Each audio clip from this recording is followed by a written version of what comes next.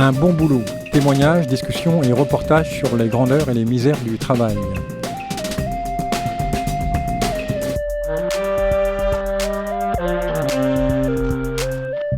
Y a-t-il des bons boulots ? Qu'est-ce qui caractérise un bon boulot ou au contraire un sale boulot ? Épanouissement, reconnaissance, insertion sociale, créativité, maîtrise d'un métier, sentiment d'utilité ou bien aliénation, émiettement du travail, perte de sens, management toxique, burn-out, dépression. Qu'est-ce qui fait la différence ? Le travail lui-même, ses conditions d'exercice ou les possibilités offertes à une personne de s'y investir et d'y gagner une certaine autonomie. Le sujet est vaste et délicat quand il s'agit de témoigner. Nous parlerons métier et nous aborderons les raisons pour lesquelles un individu s'épanouit dans son travail. Nous chercherons aussi à comprendre sous quelles conditions un bon boulot pourrait être dévalorisé et devenir parfois un sale boulot. Aujourd'hui, nous recevons Margot Beauchamp. Bonjour Margot. Bonjour. Donc vous êtes, on va commencer comme ça, travailleuse indépendante. Est-ce que vous pourriez esquisser le parcours qui vous a conduit à exercer le métier que vous exercez aujourd'hui, qu'on présente dans un premier temps comme travailleuse indépendante. Après, on ira un peu plus loin. Voilà le parcours depuis peut-être le master, master 2. Alors j'ai fait un master 2 en urbanisme, géographie et urbanisme et aménagement du territoire. Puis je me suis lancée dans une thèse de géographie sur les usages et non-usages du numérique dans les quartiers populaires. Thèse que je n'ai jamais terminée, mais sur laquelle j'ai passé de nombreuses années. Pour laquelle vous avez eu une bourse ? Oui. C'est important de le dire pour plusieurs raisons, mais en tout cas parce que le thésard sans bourse, il est vraiment mal, je crois.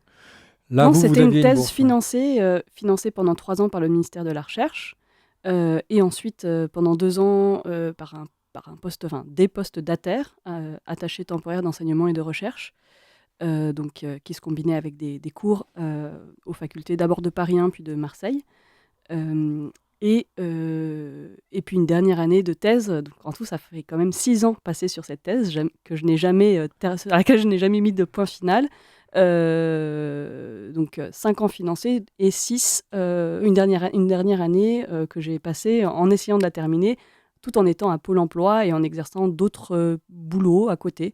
Qu'est-ce qui bloquait ? Enfin, je ne l'ai pas posé cette question, mais qu'est-ce qui faisait que vous n'arriviez pas à finir ?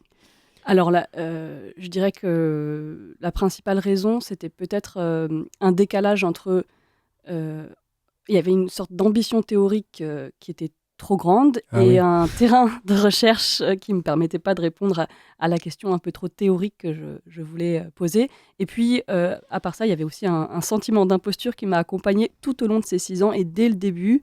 Et puis voilà, la fin de cette thèse, ça a été... la décision de l'abandonner a été pour moi une sorte de libération. Et en fait, elle s'est un peu imposée à moi. J'ai flirté pendant 6 ans avec l'idée d'abandonner, depuis le début, avec l'idée d'abandonner cette thèse parce que je ne me sentais pas à ma place. Je me disais que je n'étais pas... j'avais pas ce sentiment d'imposture. Et puis...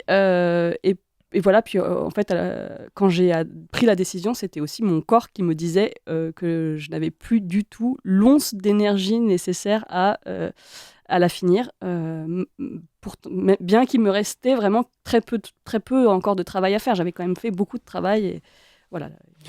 Oui, l'imposture. Il y a beaucoup de doctorants qui la sentent. Moi-même, j'avais commencé une thèse et je me sentais aussi imposteur, mais c'est un exercice universitaire et quelquefois on se trompe, on a l'impression qu'on veut réinventer. Tout à fait. La théorie de la relativité, des choses comme ça. Bon. Voilà. Je pense que j'étais aussi trop jeune et je pense qu'il y avait un manque de maturité par rapport à ce que c'est qu'une thèse, qu'est-ce qu'on en attend, qu'est-ce que l'institution en attend. Et moi, j'avais gonflé cette attente, ce qui fait que ça rendait difficile le fait de terminer, de faire quelque chose qui était...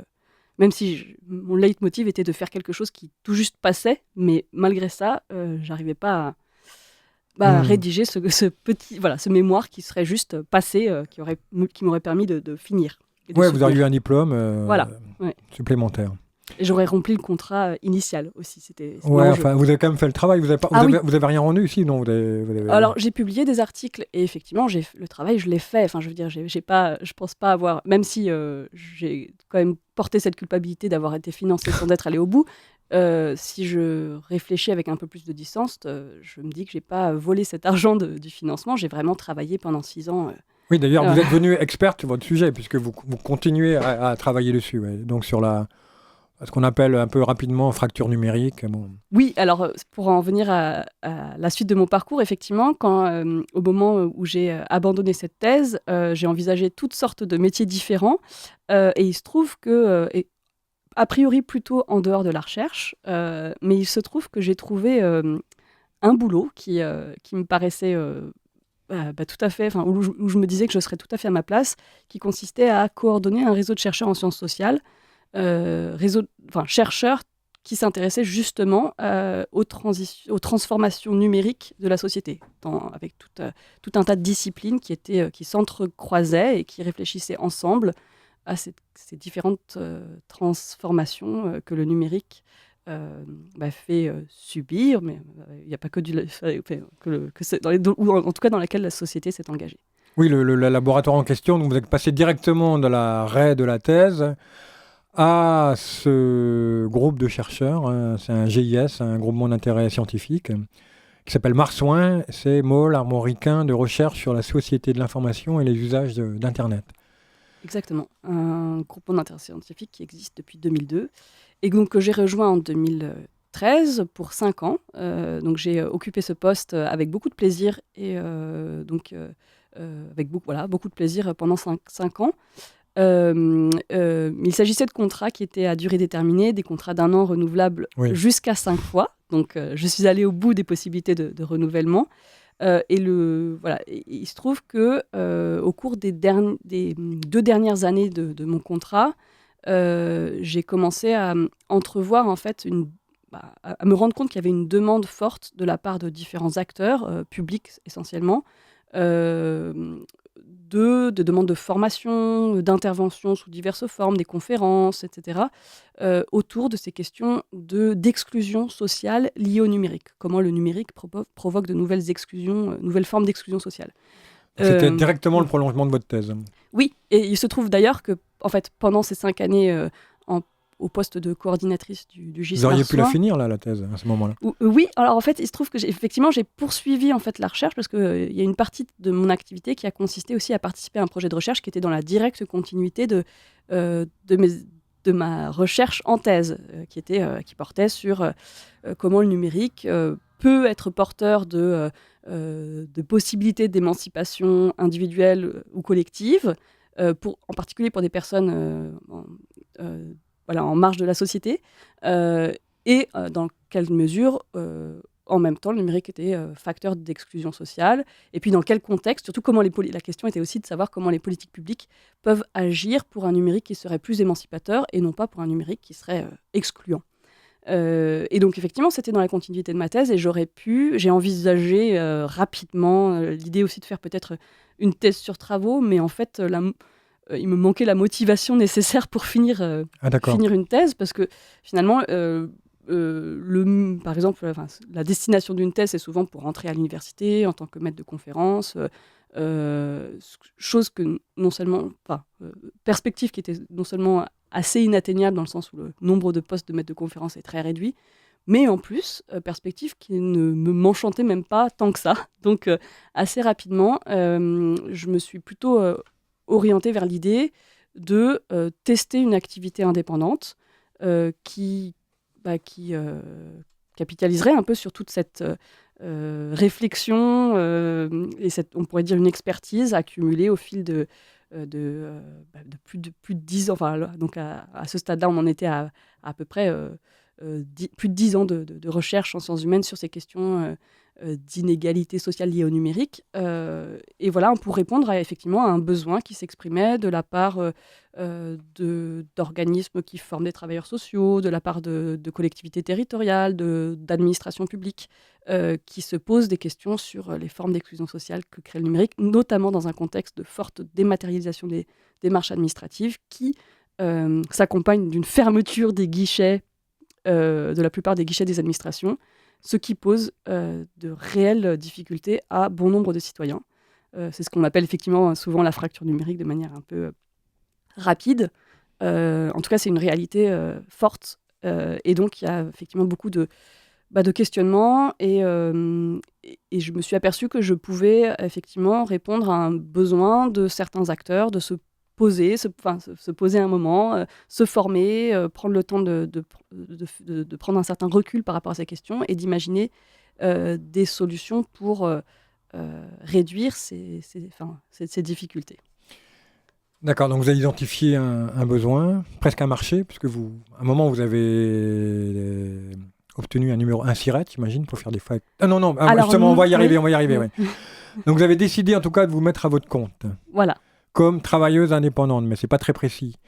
Avant de parler de Chrysalide, donc, parce que votre projet s'inscrit dans Chrysalide, qui est une association, c'est ça? Alors non, c'est une entreprise, une coopérative d'activité et d'emploi.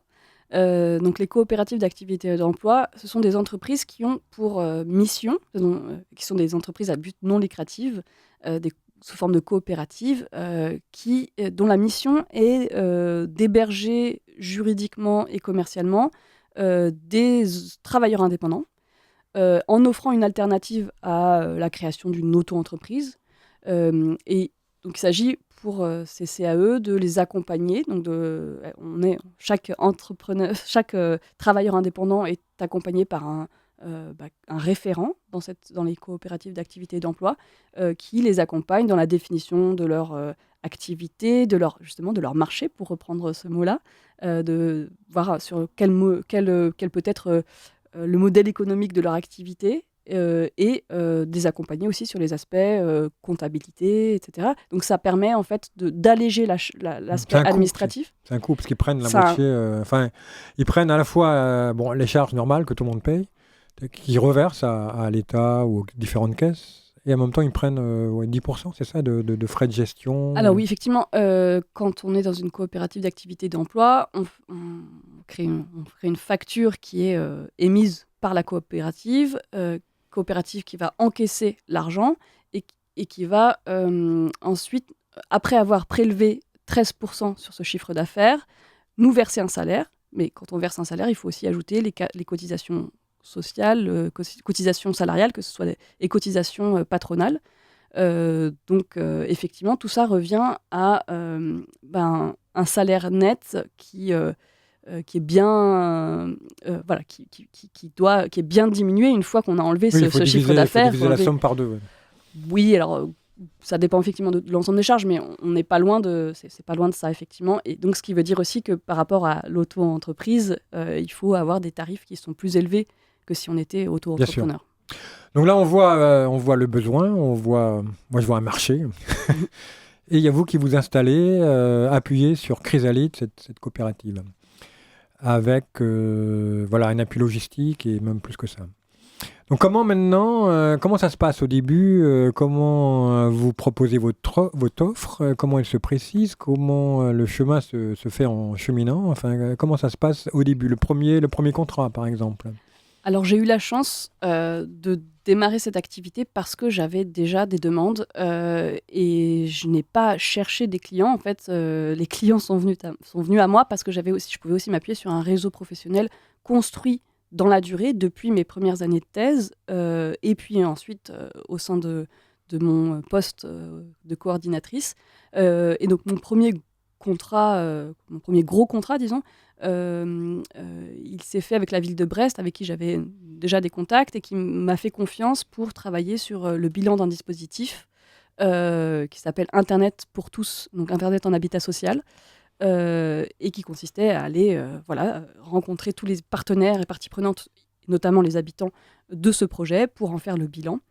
Et donc c'était une première expérience vraiment liée là aussi à mon réseau professionnel. Donc ça, c'était un travail d'enquête, c'est ça? Un travail d'enquête, donc qui doit effectivement, il s'agit les personnes avec qui j'étais en contact avec la ville de Brest avaient confiance dans mes capacités de mener une enquête, mais aussi reconnaissaient également ma connaissance du sujet particulièrement. Voilà. Donc c'était là, il y a le double intérêt de choisir quelqu'un comme moi. Et d'ailleurs, je n'ai pas fait cette enquête seule, mais avec une collègue sociologue qui travaille également dans À le son compte ? Chrysalide, à son compte, dans la c'est même vrai ? coopérative. Et c'est aussi l'intérêt d'être dans une coopérative, c'est de pouvoir aussi s'appuyer sur des coopérateurs de la même, des travailleurs indépendants, entrepreneurs associés dans la même coopérative, et de pouvoir en fait proposer des projets communs à nos clients. Et donc là, effectivement, j'ai demandé parce que ça me semblait plus intéressant de travailler à deux et de réfléchir à deux sur cette enquête, de travailler avec une collègue qui s'appelle Hélène Trélu et avec laquelle nous avons effectivement mené le bilan de ce dispositif. D'accord. Elle se nomme comment, elle, comme son métier, c'est ? Alors, Elle a un nom de métier, parce que vous, c'est que... travailleuse indépendante, bon. Alors, je crois qu'elle définit son travail plus précis en tant que travailleuse indépendante, plus tout simplement comme sociologue. Je pense qu'effectivement, les gens... Alors, il se trouve qu'elle a une thèse en sociologie, et je pense que les gens voient un peu plus à quoi peuvent servir des sociologues. Oui, vous êtes géographe. Moi, je suis géographe de formation. On ne voit pas bien à quoi ça peut servir, surtout dans le domaine qui est le mien. Et donc, effectivement, pour expliquer ce qu'est mon métier, je suis obligée de faire tout un tas de périphrases et d'expliquer. Voilà, ça prend un peu de temps parce que je dois expliquer. J'ai différentes activités en fait au sein de ce travail. Je suis, comme je vous l'ai dit, je peux faire des études, des enquêtes. Je peux faire aussi. D'ailleurs, je fais non seulement pour des collectivités territoriales, mais je fais aussi du terrain dans le cadre de projets de recherche, donc avec des chercheurs. Vous sous-traitez des parties de contrats de recherche ou des... C'est-à-dire des laboratoires de recherche et des chercheurs porteurs d'un projet de recherche peuvent me sous-traiter plus précisément du travail de terrain et puis d'analyse aussi. On peut effectivement, en fait, il s'agit de travailler ensemble, mais plutôt que de me recruter au sein du laboratoire, en fait, je facture une prestation d'enquête. Voilà. Donc vous faites des enquêtes, vous faites aussi des formations, hein ? Oui, je fais beaucoup de formations auprès de travailleurs sociaux sur ces questions d'exclusion numérique. Beaucoup de gens qui font ce même métier s'appellent consultants. Le mot vous déplaît ou Oui, alors je ne sais pas d'ailleurs pourquoi ça me déplaît, mais effectivement, j'aurais du mal à expliquer, mais peut-être parce que je ne le comprends pas bien. C'est plus clair, enfin c'est plus clair, je ne sais pas si c'est plus clair. Consultant, moi je me méfie aussi, mais travailleuse intellectuelle, enfin vous dites même pas travailleuse intellectuelle, vous dites travailleuse indépendante. Consultant, ça... Bon. Ce serait peut-être plus clair, en effet, de me définir comme consultante, mais en même temps réducteur par rapport à...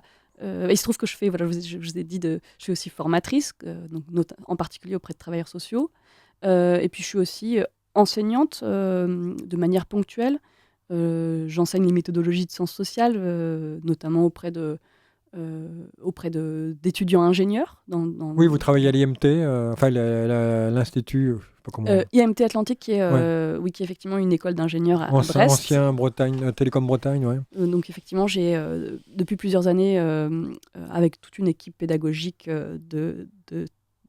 de chercheurs en sciences sociales. Et que vous connaissez bien, parce qu'ils étaient tous à Marsouin. Enfin, ils n'étaient pas tous, mais il y en avait notamment le directeur de Marsouin, un boss à l'IMT. Ouais. Oui, et puis le Marsouin, ce sont aussi mes anciens collègues, en fait, à l'IMT Atlantique, puisque Marsouin est hébergé dans l'école IMT Atlantique. D'accord. Où il y a non seulement des enseignants-chercheurs dans les sciences de l'ingénieur, mais aussi des enseignants-chercheurs travaillant dans les sciences humaines et sociales. Donc c'est là qu'un Marsouin intervient. Alors si on faisait l'exercice difficile de faire une fiche de poste, vous partez en vacances et vous imaginez que quelqu'un peut vous remplacer. Votre travail est tellement précis, vous l'avez découpé à votre façon, c'est peut-être pas sûr, mais ce serait quoi cette fiche de poste ? Alors je pense qu'il faudrait différentes personnes pour les différentes facettes de mon poste. Je pense qu'il y a, pour beaucoup de choses, je suis facilement remplaçable par d'autres personnes. Quand il s'agit de donner des cours en sciences sociales, effectivement... on peut trouver facilement des personnes qui ont les mêmes compétences.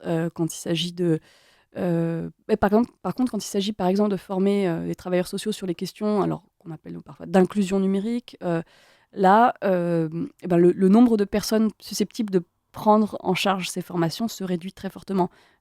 J'en ai repéré 4-5 personnes qui peuvent potentiellement, effectivement, à qui je pourrais faire assez confiance pour mener les sessions de formation, pas forcément comme moi je les mène, mais en tout cas dans la même, disons, dans la même veine, avec le même esprit et disons le même discours global, avec les mêmes Donc dans cette fiche de compétences d'expertise. Ouais, dans cette fiche de poste, il y aurait des tâches, enseigner, faire une enquête, il y a des fonctions, on pourrait dire, et un objet aussi. Il y a quand même l'objet qui est le vôtre et que tout le monde ne maîtrise pas, qui est donc le rapport au numérique des populations qui en sont plutôt a priori éloignées. Oui. Et alors le savoir-être, dans une fiche de poste, il y a tout le temps un savoir-être. C'est quoi le savoir-être pour faire ce type de travail ?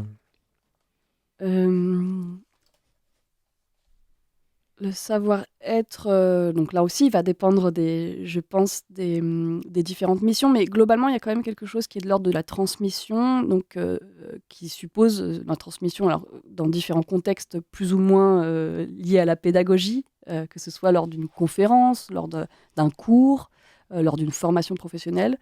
Et dans ce cas-là, ça va être le savoir comprendre à qui on a affaire, quel est le public en face de nous et comment s'adapter à son niveau de connaissance du sujet, de compétences. Et donc, il y a une forme de savoir, une forme d'empathie aussi, parce que je pense que c'est important dans la transmission et la pédagogie. Donc, savoir être à l'écoute du public et savoir entendre là où il bloque, là où il comprend pas et là où il en est et vers où on peut l'amener. Donc il y a cette dimension-là qui me semble importante dans le savoir-être. Et sur cette question de l'empathie et de l'écoute est peut-être encore plus importante quand il s'agit de mener des enquêtes par entretien. Je pense que là, c'est aussi... Ah oui, là, il faut occuper le terrain. Enfin, il faut arriver sur un terrain, les gens ne vous attendent pas. Oui, savoir effectivement...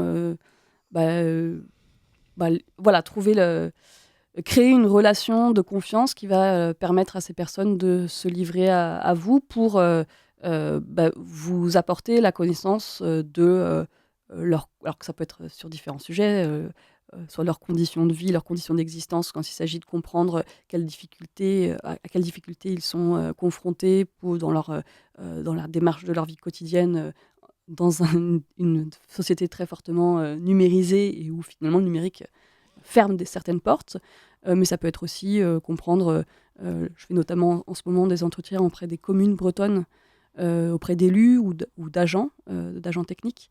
Donc là, il s'agit de comprendre l'organisation de leur structure, les contraintes auxquelles ils sont confrontés, et puis leurs aspirations, tout un tas de... D'accord. Alors si on essaie de définir ça en métier, moi je vois sociologue.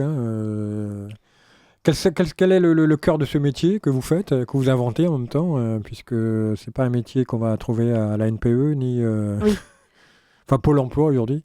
Alors on pourrait dire chercheur indépendant, même si j'ai une difficulté à pas me définir comme chercheuse n'ayant jamais terminé ma thèse, mais néanmoins c'est bien ce que je fais depuis en gros 2005, c'est que je fais de la recherche en sciences sociales, pas tout le temps, mais une bonne partie de mon temps. Donc effectivement, même si j'ai pas la casquette, la légitimité de la docteure. Vous en avez le savoir-faire. Voilà, c'est ça. D'ailleurs, on pourrait parler du savoir-faire. Quel est le cœur de ce savoir-faire Alors, oui, c'est le savoir... je dirais le cœur du savoir-faire du chercheur en sciences sociales, ce serait de savoir qu'est-ce qu'on est en droit de produire comme savoir qui serait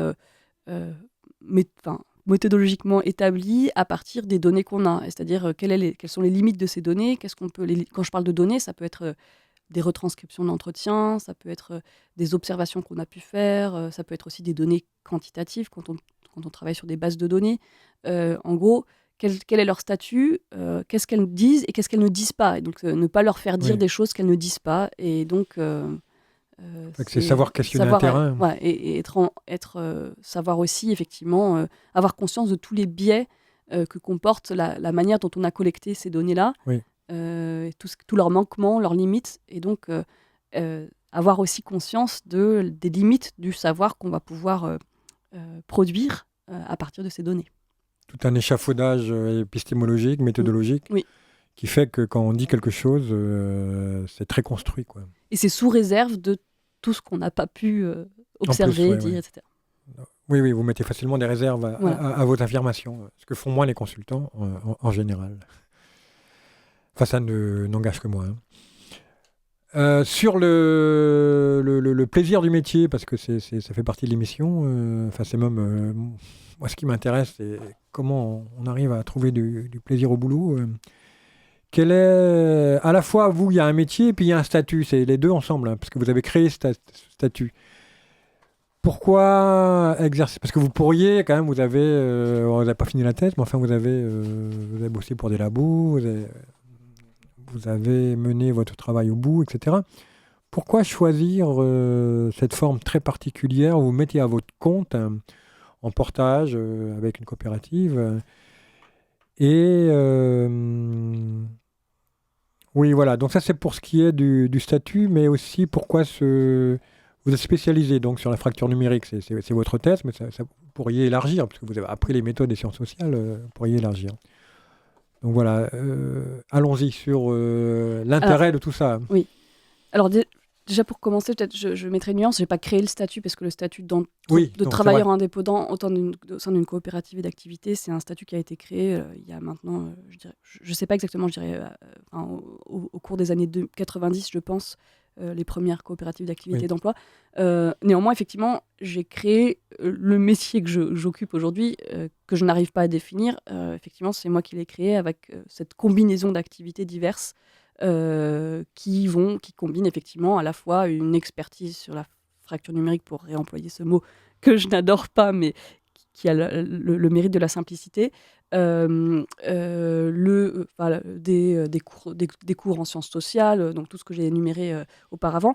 Donc cette combinaison, effectivement, c'est cette combinaison que j'ai créée qui définit plus ou moins un métier difficilement résumable en quelques mots. Je dirais juste aussi, je préciserais qu'il ne s'agit pas de portage salarial quand on est dans une CAE, même si effectivement ça y ressemble. Mais il y a cette dimension coopérative et d'engagement dans la durée avec la coopérative. Oui, vous êtes aussi partie prenante de cette coopérative. Voilà, c'est ça. Et de plus en plus. Voilà, c'est ça, effectivement. Quand on intègre une coopérative d'activité et d'emploi, on devient en fait partie prenante et c'est nous qui construisons ensemble, collectivement, l'avenir de cette coopérative. En tout cas, à partir de 3 ans dans cette coopérative, on devient associé et il y a un fonctionnement démocratique qui fait qu'on décide collectivement de tout un tas de règles d'organisation de cette coopérative.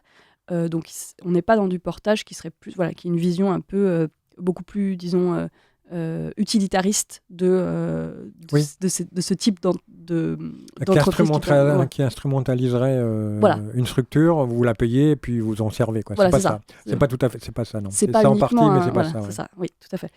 Et puis pour répondre à l'autre question, vous me disiez, est-ce que je pourrais effectivement élargir à d'autres sujets les compétences en sciences sociales que j'ai développées? Oui, et d'ailleurs c'est mon souhait. J'aimerais effectivement ne pas me limiter aux questions de transformation numérique de la société, même si elles sont tellement larges que je peux y consacrer ma vie. En plus, le numérique vous nous envoie vers plein de oui, alors déjà, secteurs, le numérique, effectivement, est déjà très... quand on parle du numérique, on parle effectivement de toute la vie, donc c'est déjà assez large en soi. Et effectivement, même si j'aimerais parfois faire d'autres choses, il se trouve que ça occupe déjà assez bien mon temps, parce que les besoins, finalement, alors, pour peut-être préciser quelque chose qu'on a évoqué en début d'entretien, je disais tout à l'heure que j'ai eu la chance de ne pas aller chercher les clients au départ. Et bien, c'est toujours vrai aujourd'hui. C'est-à-dire que depuis maintenant 4 ans que j'exerce comme travailleuse indépendante, finalement, les demandes sont venues à moi au fil de l'eau et je n'ai pas eu à chercher des clients. D'ailleurs, je n'ai pas créé de site web. Oui, c'est vrai, c'est impressionnant. Moi, je suis très surpris de ça. Alors, si on parle de la dimension économique de ce travail, c'est important, surtout que vous êtes à votre compte. Vous gagnez moins qu'un professeur à l'université. Beaucoup moins, oui. Et beaucoup moins. Donc, c'est intéressant de voir... encore une fois, pourquoi ne pas être... Enfin, non, vous ne pouvez pas, il faut une thèse, bon, ok. Mais vous pourriez bosser dans un cabinet de consultants, vous pourriez bosser...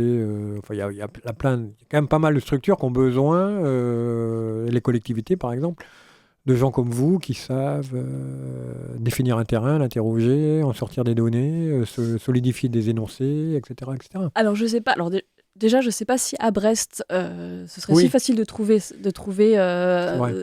voilà, des métiers qui ressembleraient à celui-ci. Voilà, et même ailleurs. C'est-à-dire, enfin, déjà, premier élément de réponse, c'est que effectivement, dans ce choix, il y a aussi le choix de créer mon activité là où j'ai envie de vivre. Et mon choix, effectivement, après 5 ans en poste à Marsouin, après avoir quitté Paris pour Brest et occuper ce poste, bah, j'avais pas envie de quitter Brest, j'avais envie de rester Ah, habiter à Brest. Et vive donc, Brest. plutôt que de chercher un travail salarié qui n'aurait peut-être pas correspondu à ce que j'avais envie de faire, justement, dans cette liberté de choisir les différents, d'avoir une palette en fait d'activités assez différentes, comme j'ai dit tout à l'heure. Voilà, je suis pas sûre que j'aurais trouvé ce type d'emploi à Brest. Et puis j'avais aussi envie d'une certaine liberté d'occupation de mon temps, ce que me permet ce travail-là. C'est-à-dire que, alors, j'ai du mal à dire combien de temps je travaille par semaine. Lycée, voilà, il y a des semaines où je travaille beaucoup, des semaines où je travaille moins. Euh, Mais vous pouvez et- articuler avec d'autres choses. Vous avez un enfant qui a 2 ans, c'est ça? oui, Bon, 1 an et demi. là, 1 an et demi pour... Bon, ben, quand il a besoin de vous, même si vous le mettez à la crèche, Oui, vous pouvez être disponible. j'ai C'est un plus de élément. Ouais, ben, enfin, disponibilité ouais. pour lui. Je peux effectivement, dans une certaine mesure, voilà, définir mon emploi du temps en fonction d'autres, disons, En même temps, vous voulez pas aspects être femme au importants de ma foyer. vie. Ah non, non, non, Ouais, non, c'est moi, non, important de le non, dire quand oui, oui, même. oui, oui, Parce que là, vous effectivement. jouez sur un équilibre qui est très Oui, compliqué, qui est très oui. subtil. Oui, oui, parce que enfin, voilà, la difficulté quand on est travailleuse indépendante, et qu'on a justement une certaine liberté dans son emploi du temps, c'est qu'on est justement plus facilement sollicité, enfin disons plus facilement dévoué au travail familial, parce qu'on a justement plus de flexibilité. Donc voilà, c'est un équilibre aussi difficile à trouver pour ça. Et même vis-à-vis des amis, parfois, se dire, euh, de faire comprendre aux amis que, bah oui, effectivement, on n'a pas de réunion, on n'a rien voilà, il n'y a rien qui nous oblige à être à notre bureau ce jour-là, mais en même temps, on a quand même beaucoup de travail et qu'il faut travailler. Il y a Ah, mais c'est certains... beaucoup plus compliqué de créer soi-même son emploi du temps, je crois. Ouais. Faut de la discipline, ouais. C'est ça, il faut de la discipline. Alors, on voit bien l'intérêt que vous prenez à ce boulot et pourquoi vous le faites et ouais, enfin, les raisons pour lesquelles vous le faites. Et si on cherche du côté des choses moins faciles, il y a des tâches qui sont difficiles à faire mais qui vous grandissent forcément. Une enquête compliquée, le terrain Mm. compliqué, mais vous en sortez quelque chose reconnu, valable, intéressant, etc. Est-ce qu'il y a des aspects dans ce boulot qui sont moins drôles, qui pourraient presque être aliénants Alors, dans l'ensemble, j'ai quand même, si je compare à beaucoup d'autres boulots exercés par plein de gens dans cette société, euh, j'ai effectivement des tâches que je trouve plus ingrates, mais bon, par exemple, tout ce qui est administratif, qui, même si c'est très fortement pris en charge et accompagné par la coopérative, bah, il reste toujours voilà, des moments où il faut facturer, il faut faire la comptabilité, un peu de comptabilité, etc. Il y a ça. Et puis, il y a, si je reprends l'exemple des enquêtes, il y a une dimension extra. Voilà, c'est valable là pour tout, je pense, pour tous les chercheurs. Il y a l'aspect très satisfaisant, exaltant même d'aller sur le terrain, de rencontrer les gens, Mm. qui est toujours, voilà, qui est À la très radio, c'est porteur, pareil. qui vous est, voilà, qui effectivement, dans la discussion, l'échange, c'est toujours quelque chose qui est porteur, même si parfois on peut avoir un peu peur d'aller voir certaines, voilà, de se lancer, mais une fois qu'on est là-bas, enfin qu'on est au contact des gens, il se passe toujours des choses oui, qui nous grandissent d'une certaine manière, et puis après de retour à la maison, au bureau, oui, il y a la maison au bureau parce que pour moi ça se confond la plupart du temps. Je travaille effectivement Chez vous, ouais. quand je suis pas sur le terrain à la maison. Il y a l'aspect plus un peu plus pénible de l'enquête, qui va consister à faire des synthèses, voire des retranscriptions d'entretien, et qui peut être un travail fastidieux, très fastidieux. Et pourtant, c'est aussi là-dedans, quand petit à petit, à force de mettre en lien différents entretiens, etc., va émerger tout d'un coup quelque chose qui va faire sens, qui va donner une certaine logique, et qui là aussi va être porteur de beaucoup de... Parfois même de bonheur, mais alors c'est des bonheurs fugaces, mais quand tout d'un coup, effectivement, ça peut être un bonheur fugace quand tout d'un coup on a quelque chose qui fait système au sein d'un ensemble d'entretiens, etc., qui va faire sens, et qui va... Alors faire système, c'est peut-être un peu non, mais en tout cas, il y a quelque chose qui émerge, des logiques sous forme de sens et de logique. On voit qu'est-ce qu'on va pouvoir transmettre comme savoir, justement, produire comme savoir, et transmettre, et dire voilà, je vais pouvoir dire que grâce à toutes ces personnes que j'ai rencontrées qui se sont livrées à moi, je peux dire ceci, cela. Oui, solidement. Voilà. Non, mais c'est pas rien. C'est le travail, typiquement le travail du chercheur, quand ça marche, ouais. Et si on prend... vous faites ça maintenant, vous êtes à votre compte depuis... 4 ans, à peu 4 près. ans. Alors, que s'est-il passé en 4 ans quel est... Moi, je pense le travail comme un milieu. C'est-à-dire un milieu, on agit dessus, on est en train de bousiller notre climat, mais le climat agit sur nous aussi. Et peut-être mal. Donc le travail, pareil. Le travail, on agit sur nous et on agit dessus. Et ça peut être bénéfique ou pas bénéfique. Donc si on pense le travail en termes de milieu, de quelle manière ça vous transforme, ça vous fabrique? Je pense que ce travail de transformation par le travail, c'est pas facile. Je dirais pas que les 4 dernières années ont été les plus importantes. Je pense que les années les plus importantes de cette transformation, elles ont commencé pendant la thèse, et même avant, dès le master, pendant les études. Bien sûr. Voilà, et c'est vraiment les années de thèse, puis aussi c'est très les formateur, années, la thèse, ouais. voilà, puis les années aussi, les 5 années au poste de coordinatrice, mais peut-être vraiment plus encore les 6 années de thèse. Je pense qu'effectivement, là, c'est une profonde transformation. C'est un moment où on lit beaucoup, on rencontre beaucoup de gens qui travaillent sur plein de sujets très différents, on se crée un réseau d'amis aussi, ce qui va nous accompagner. Alors, on en a aussi avant, mais on en aura plus tard. Mais tous ces gens, je pense, dans la vingtaine, disons, dans l'année de la vingtaine, c'est très constitutif. Le travail, bien sûr, aujourd'hui, continue à me transformer. Parce que là, ce qui a changé quand même, c'est que maintenant, vous êtes à votre compte, avec parfois des difficultés, parfois ça marche bien, etc. Bon. Et donc, il y a des nouvelles tâches, et puis il y a une nouvelle façon d'envisager même la recherche, puisque il n'y a pas quelqu'un qui va demander de faire ceci. Donc, c'est vous qui allez même chercher des sujets ou répondre à des demandes. Ça doit transformer un peu le... Oui, mais je dirais qu'en fait, finalement, ce qui me transforme, et comme vous disiez, c'est presque justement le monde, la société qui change, qui va aussi avoir un impact sur mon travail, parce que mon travail est lié au changement de la société. Donc finalement, c'est tout ça qui va me transformer, le travail, parce que... vous êtes plus en contact, d'une certaine manière. Oui, voilà, les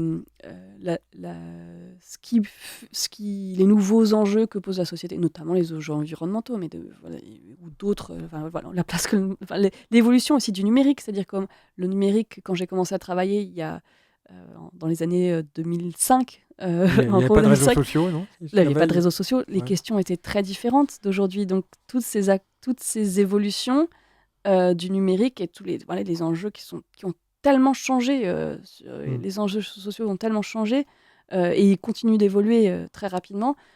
Tout ça contribue à façonner finalement le travail que je suis amenée à conduire, les questions que je suis amenée à me poser, et donc aussi moi-même, parce qu'effectivement les questions ne sont pas les mêmes, et que tout ça, voilà, je pense qu'effectivement plus on passe du temps sur des choses, plus ça nous transforme, de la même manière que d'un métier manuel.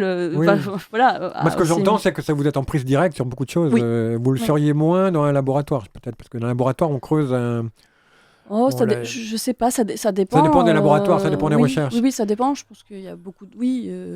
Mais dans la mesure où vous êtes seul à décider de ce que vous... Enfin, il y a aussi des opportunités. Mais... Oui, il y a beaucoup de ce que je fais, c'est vraiment effectivement lié à des opportunités, enfin des opportunités parce qu'il y a des demandes. Et donc, effectivement, de ce point de vue-là, je suis en prise avec ces questions que le numérique pose à la société. Donc, voilà, je ne sais pas si je suis plus en prise que... non, je pense que il y a beaucoup de gens qui sont tout à fait en prise avec oui.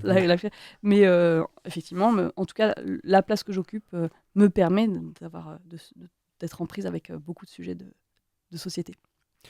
Alors si vous voyez une jeune fille, un jeune homme venir vers vous en disant « c'est extraordinaire ce que tu fais, je voudrais faire la même chose », bon la personne elle a une thèse ou pas, mais enfin vaut mieux qu'elle ait une thèse ou alors qu'elle ait en tout cas le niveau.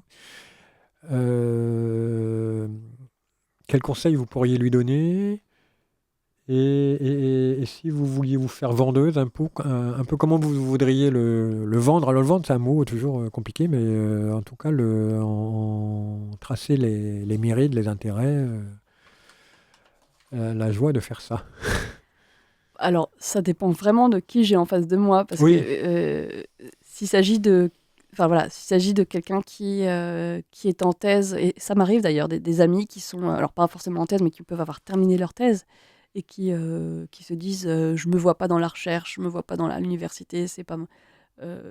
moi, j'ai vraiment tendance à leur dire mais tu sais faire tellement de choses, tu peux faire... voilà, t'as de l'or dans les mains et dans le cerveau, voilà, aie confiance en toi. Et alors, effectivement, il y a la question... la confiance, c'est très important, là. Ouais. La question du réseau professionnel est aussi important. Et donc, vous l'aviez fabriqué par la thèse je l'ai fabriqué sans même y réfléchir. Oui, qu'effectivement, et c'est aussi parce que mon sujet de recherche était, là, encore une fois, très en prise avec des questions de société actuelles. Et donc, j'ai eu cette chance-là aussi, peut-être, ce qui n'est pas toujours le cas dans tous les sujets. Il y a des travailleurs intellectuels qui travaillent sur des choses qui ne connectent pas forcément avec ce qui se passe aujourd'hui. Ouais. En tout cas, j'aurais effectivement, ce que je vois, c'est qu'il y a beaucoup de chercheurs qui n'ont pas eu de vision, enfin qui ont vraiment tout misé sur l'université et la recherche. Pour eux, c'est parfois très difficile d'envisager autre chose, et effectivement de se faire confiance sur la possibilité d'avoir d'autres missions, d'autres places dans la société, en fait. Oui. Et après, de manière générale, pour quelqu'un qui serait travailleur, qui aurait envie de travailler de manière indépendante,